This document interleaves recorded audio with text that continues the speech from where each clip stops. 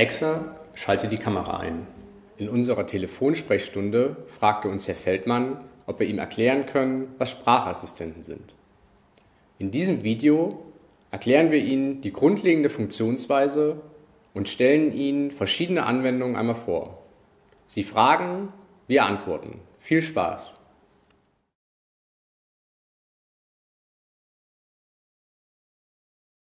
Kurz erklärt ist ein Sprachassistent kein Gerät, sondern eine Software, die mit Hilfe Ihrer Stimme gesteuert wird.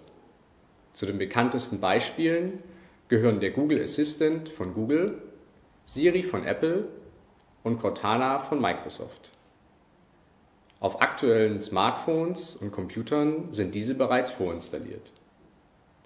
Alexa von Amazon hingegen ist das wohl bekannteste Beispiel für einen sogenannten Smart Speaker, einen intelligenten Lautsprecher.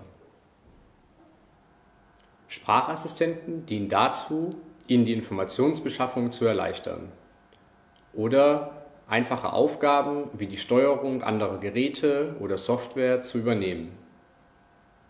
Sie können mit Sprachassistenten in Form von Fragen oder Aufforderungen kommunizieren.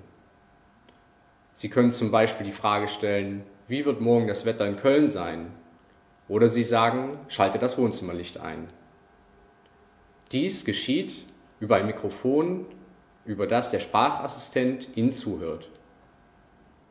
Über eine Verbindung zum Internet wird Ihre Spracheingabe unmittelbar verarbeitet. Jeder Sprachassistent arbeitet dabei mit künstlicher Intelligenz und lernt selbstständig. Je öfter Sie mit ihm kommunizieren, desto besser, schneller und präziser kann er reagieren.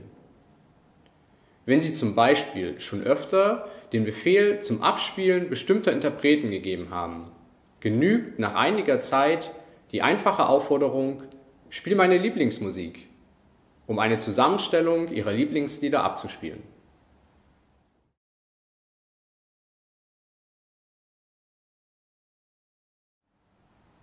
Zunächst benötigen Sie ein Gerät, auf dem der Sprachassistent installiert ist. Das kann zum Beispiel ein Smart Speaker, ein Smartphone oder ein Computer sein. Des Weiteren benötigen Sie eine Internetverbindung, über die Ihre Anfrage versendet werden kann. Zu guter Letzt benötigen Sie auch ein Benutzerkonto beim jeweiligen Hersteller des Sprachassistenten.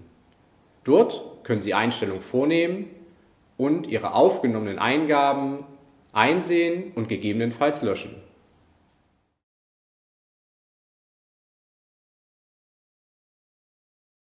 Ein Mensch spricht schneller, als er tippen kann. Gerade für Menschen, die nicht mit Computern oder Smartphones groß geworden sind, kann die Eingabe von Informationen mit Hilfe von Sprachassistenten deshalb eine Erleichterung bedeuten. Auch das Steuern von weiteren Geräten im Haushalt kann eine Hilfe darstellen. Doch Sprachassistenten können auch zum Zeitvertreib genutzt werden. Oft lassen sich mit ihnen viele verschiedene Spiele spielen.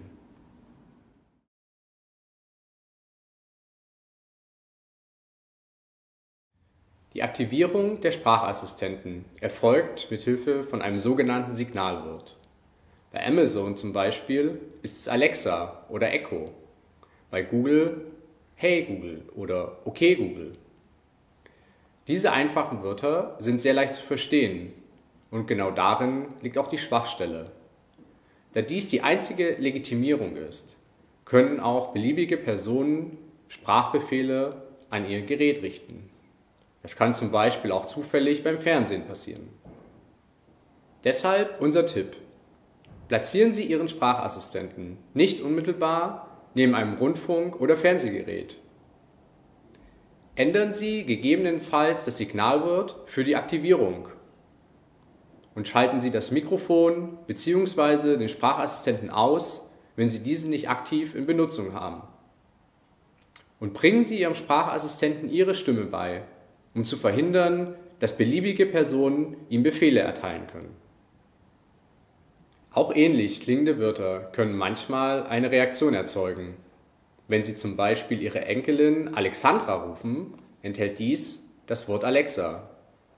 In diesem Fall kann es sein, dass Alexa die Aufnahme beginnt und auf Ihre Frage oder Aufforderung wartet, etwas zu tun.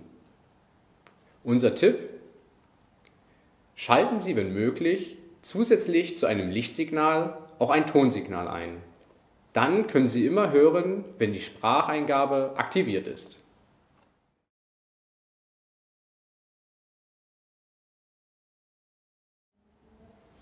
Mit Sprachassistenten lassen sich heutzutage aber auch weitere internetfähige Geräte in Ihrem Haus steuern.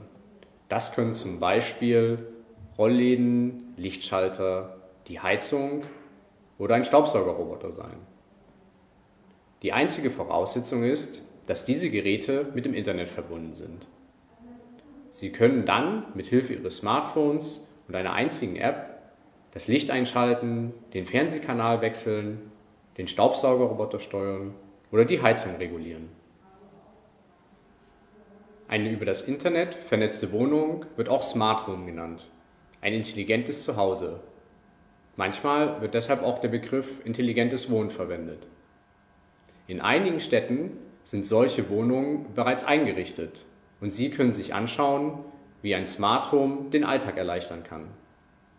Im Beschreibungstext unter diesem Video finden Sie ein Beispiel.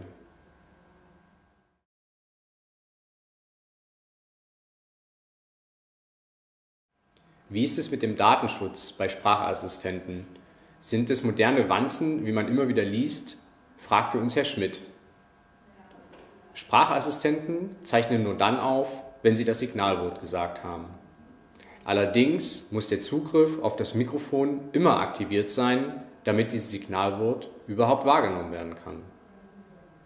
Ihre Eingaben werden dann von leistungsstarken Computern und künstlicher Intelligenz verarbeitet, um Ihnen möglichst schnell konkrete Informationen liefern zu können. Allerdings beschäftigen alle Hersteller von Sprachassistenten auch Menschen, die ihre Eingaben und Befehle mithören und auswerten, um die Software weiter zu verbessern.